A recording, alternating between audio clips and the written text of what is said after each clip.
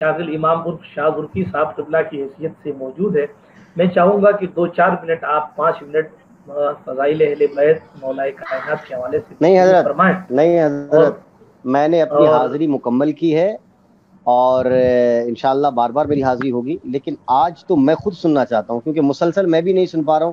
ہر دن کسی نہ کسی چینل کے ذریعے، کسی نہ کسی کے ذریعے لائیو رہ رہا ہوں، تو دوسروں تک سنانا پڑ رہا ہے۔ آج میں خود چاہتا ہوں کہ آپ ہاں سنائیں۔ تو اور ایک چھوٹا سا سوال بھی ہے میرا، جسے آپ کو اپنی گفتگو میں شامل کرنا ہے۔ فزت برب الکعبہ، فزت برب الکعبہ۔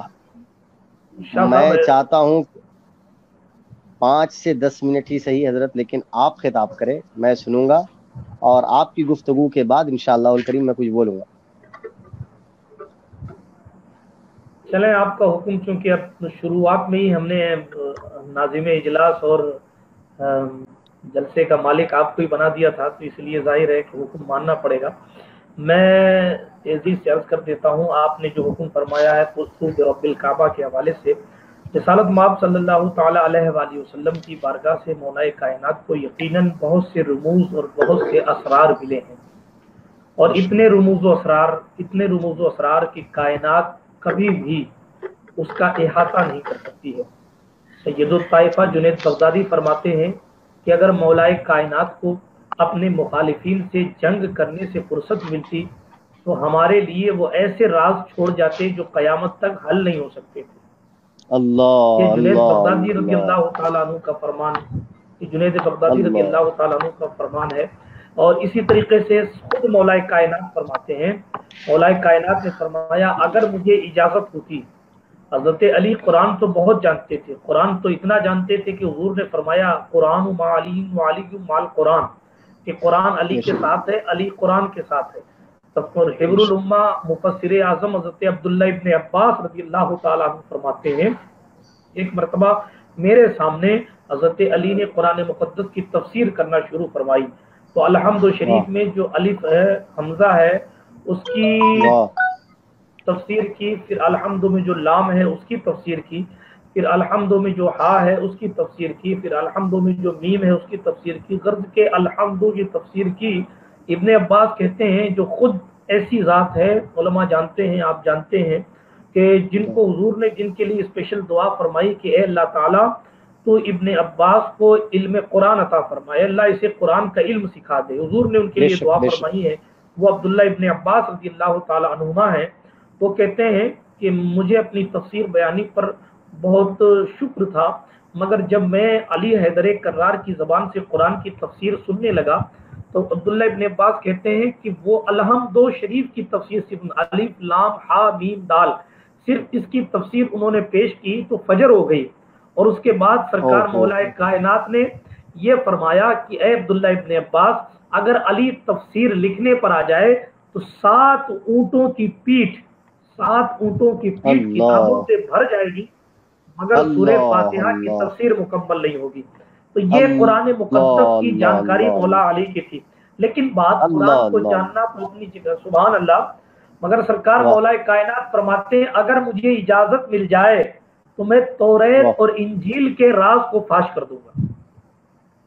اللہ الصمد، تو مولا اللہ اللہ کائنات کرم اللہ اللہ الصمد۔ تعالیٰ وجہ الکریم کی شان کیا ہے؟ میں علامہ واہ جامی نے ایک واقعہ نقل کیا جو میں نے دن میں بتایا تھا کہ اصحاب مولا کائنات کو جو پانی نہیں مل رہا تھا تو انہوں نے عرض کیا کہ حضور پانی نہیں ہے، مولا کائنات نے کہا کہ تلاش کرو، کا حضور لوگوں نے بیان کیا کہ 1 مہینے کی مسافت کی دوری پر جاؤ گے تو پانی ملے گا۔ تو سرکار مولا کائنات نے فرمایا اچھا وہ جو علاقہ ہے گرجا گھر کے پاس کا اس زمین کو کھودو۔ جب اس زمین کو کھودا گیا تو وہاں سے ایک پتھر نمودار ہوا، جب پتھر نمودار ہوا تو بڑی کوشش کی لوگوں نے، مگر وہ پتھر جو ہے وہ باہر نہیں نکل رہا تھا۔ اتنے میں مولا کائنات علی کرم اللہ تعالی وجہ الکریم نے فرمایا کہ ہٹ جاؤ میں نکالتا ہوں۔ پھر مولا علی نے 2 انگلی ادھر سے پتھر پہ لگائی اور 2 انگلی ادھر سے لگائی اور 4 انگلیاں لگا کر اس پتھر کو اٹھا کے پھینک دیا۔ واہ واہ جب واہ 4 انگلیاں واہ لگا واہ کر اس پتھر کو اٹھا کر پھینک دیا تو اس پتھر کے واہ، نیچے سے پانی کا چشمہ جاری ہوا۔ تو ہائے پانی کا ہائے چشمہ ہائے، جاری ہوا تو لوگ اسے سیراب ہوئے، میٹھا اور ٹھنڈا پانی، لوگوں نے اس سے واہ استفادہ کیا۔ اتنے میں ماشاء اللہ، گرجا گھر کا راہب وہ عیسائی نیچے اتر کے آیا، اور اتر کے آنے کے بعد وہ کہنے لگا کیا تم نبی ہو؟ حضرت علی نے کہا نہیں میں نبی نہیں ہوں۔ کیا تم اللہ کے مقرب فرشتے ہو؟ مولا نے فرمایا نہیں میں مقرب فرشتہ بھی نہیں ہوں۔ تو علامہ جامی کی کتاب 12 امام میں جو لفظ لکھے ہیں، اس نے سوال کیا کیا تم حضور کے وصی، کیا تم نبی کے وصی ہو، جانشین ہو؟ تو حضرت علی نے کہا ہاں میں علی بن ابو طالب ہوں اور نبی کا عمزاد ہوں، رسول اللہ صلی اللہ علیہ وسلم کے بھائی کا، حضور کے چچا کا بیٹا ہوں، حضور کا بھائی ہوں، اور حضور علیہ السلام کا داماد بھی ہوں۔ تو اس نے عیسائی نے کہا مجھے کلمہ پڑھا دیں۔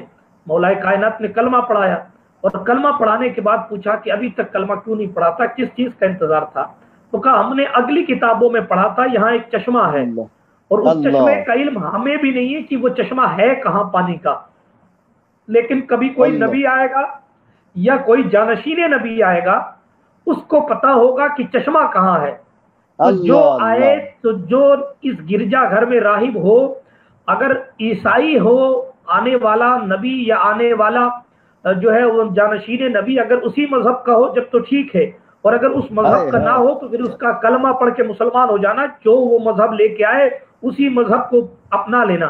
راہب کہتا ہے اللہ اسی لیے ہم نے نسلوں تک انتظار کیا، اور میری خوش اوہو نصیبی یہ ہے کہ مجھے حیدر کرار کا چہرہ دیکھنے کو مل رہا ہے، اللہ اس اللہ لیے میں آج نعرہ مسلمان ہو رہا ہوں۔ حیدری، آپ واہ واہ واہ واہ واہ واہ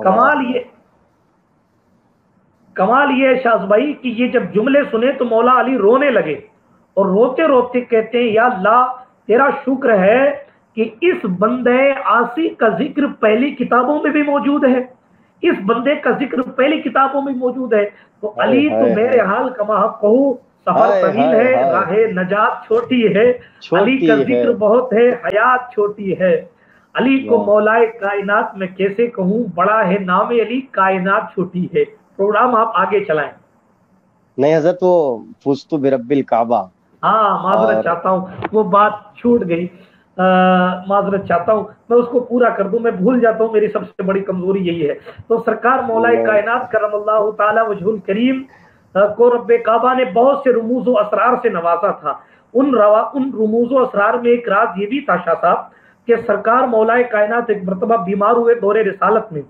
جب بیمار ہوئے تو حضور علیہ السلام سے کہنے لگے یا رسول اللہ علیہ السلام مجھے ایسا لگتا ہے کہ میں اب بچوں گا نہیں، اب میں اس دنیا سے چلا جاؤں گا۔ حضور نے فرمایا تھا نہیں علی، تو اس وقت تک دنیا سے نہیں جائے گا جب تک کہ تیری یہ داڑھی یہاں سے، یہاں کے خون سے رنگین نہ ہو جائے۔ یہ حضور نے راز کے اللہ طور پر انہیں بتا دیا تھا۔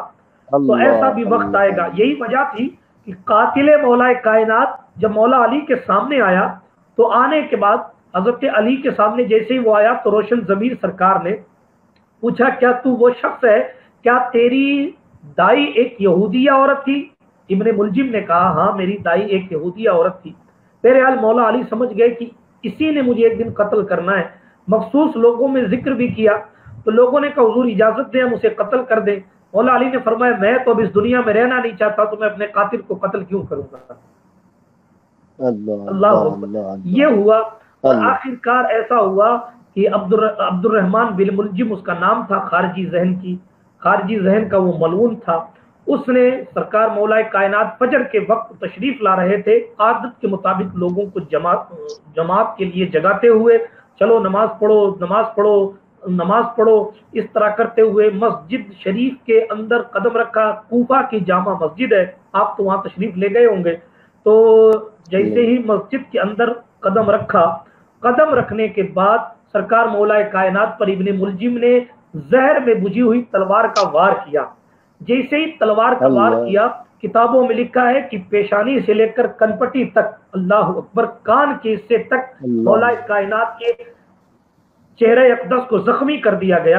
اتنا شدید زخم لگا، جیسے یہ زخم لگا ہے اللہ اللہ علی مولا کی زبان سے برجستہ آ واہ نہیں نکلا، بلکہ قربان ان کی ذات پر میری زندگی، میری نسلیں قربان، انہوں نے یہ کیا ہو گیا وہ کیا ہو گیا میں پریشان ہو گیا یا اللہ بچا لے، ایسا کچھ نہیں کہا۔ انہوں نے جیسے ہی وار لگا انہوں نے کہا فزت برب الکعبہ، کعبے کی رب کی قسم علی کامیاب ہو گیا، کعبے کی رب کی قسم علی ہائے کامیاب ہائے ہو گیا۔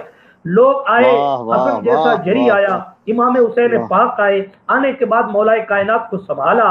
जैसे ही संभाला, लोगों ने इब्ने मुलजिम को पकड़ लिया। लोग कहते हैं अली आप ठीक हो जाएंगे। मौला अली खामोश हैं, लेकिन अब्दुर्रहमान बिन मुलजिम मलून इब्ने मलून बदबख्त कहता है ये अभी कभी ठीक नहीं हो सकते, इसलिए कि मैंने इस तलवार को जहर में बुझाया है, फिर इनके सर पे वार किया है। अगर जख्म ठीक भी हो जाए तो भी खून में जहर सरायत कर जाएगा, मगर मेरी जिंदगी कुर्बान मौलाए कायनात की जात पर।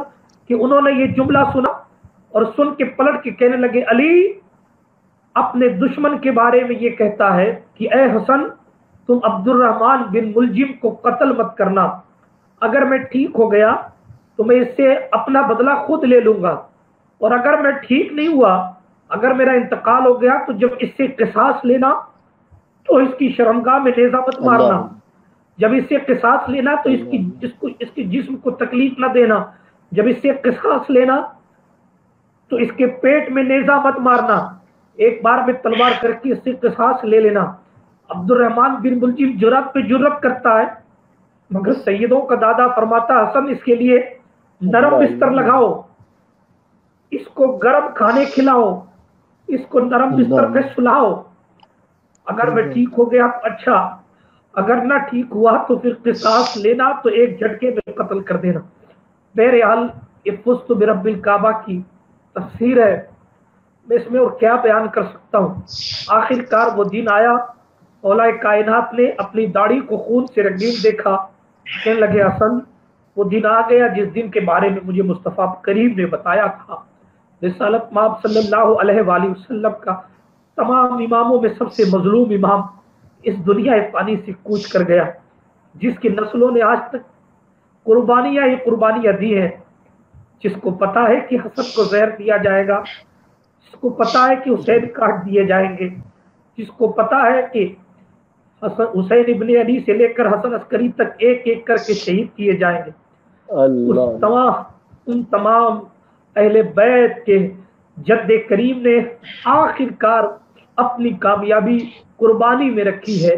अल्लाह पाक मौलाए कायनात के फैजान से मालामाल फरमाए, मौलाए कायनात से सच्ची मोहब्बत व अकीदत अता फरमाए, मौलाए कायनात की कुर्बानियों के सदक़े हमें कम से कम अपनी बुरी आदतें और अपने गुनाह छोड़ने की तौफीक अता फरमाए, मुश्किल कुशा के सदक़े हमारी तमाम मुश्किलों को दूर फरमाए। अस्तगफिरुल्लाह ताला रब्बी मिन कुल्लि ज़ंबिन व अतूबु इलैह व आखिरु दावाना अनिल हम्दुलिल्लाहि रब्बिल आलमीन।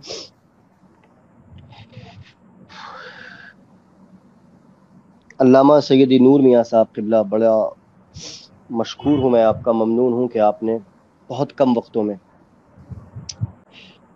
रूहानियत से मनव्वर इस मुबारक महफिल को कर दिया। चूँकि हज़रत अली के नाम से मौसूम ये महफिल पहले से ही मनव्वर थी, पहले से ही रूहानियत वाली महफिल थी, लेकिन अभी जिस तरह, जिस ज़ौक़ और जिस शौक़ के साथ और जिस वारफ्तगी के साथ मनक़बत मौलाए कायनात हम तमाम नातख़ा मिलकर पढ़ रहे थे, जो चेहरे पर हशाशियत और बशाशियत के आसार नज़र आ रहे थे, चेहरे पर जो शोख्ती के आसार थे, आपने ज़िक्र मौलाए कायनात और फुस्तु बिरब्बिल काबा की जो तफसीर बयान फरमाई, यकसर उसे तब्दील किया और माहौल बिल्कुल वहाँ चला गया, और मुझे मेरी आँखों के सामने मुझे कूफे की वो जामा मस्जिद ही बस याद आ रही है।